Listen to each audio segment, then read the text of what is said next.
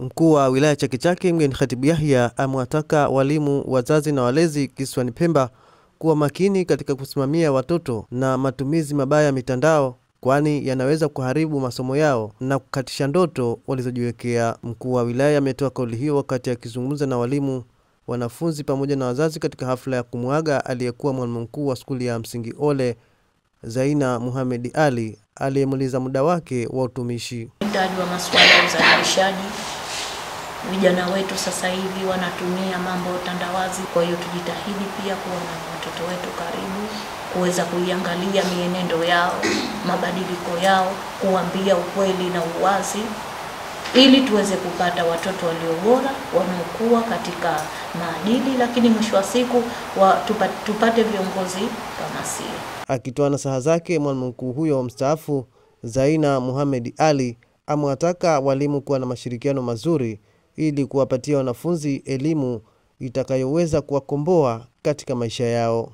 Lakini ukasaidiwa na mwalimu wa form 4 au chini akakusaidia, kwa sababu hakuna mkamilifu, yule anajua hili, yule anajua lile.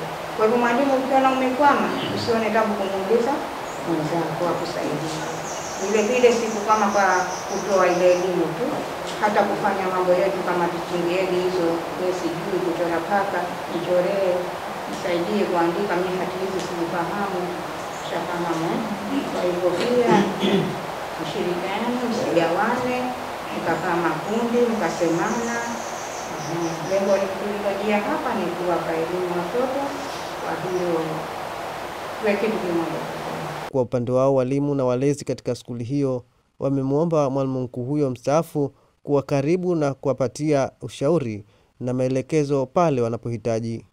Lakini atakuwa yuko karibu na skuli kuendelea kutusimamia.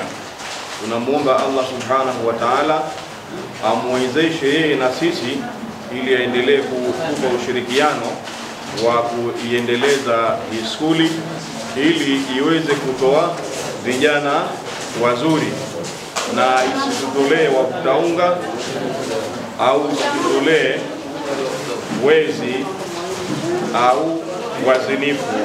Watutolee watu ambao ni wema, wameandaliwa vizuri, watu wanaojitambua kama wao ni nani, na inshallah mwisho wa siku waweze kusimamia maendeleo ya taifa hili kama wao ambao Allah Subhanahu wa Ta'ala amewawezesha na sasa hivi naendelea kusimamia.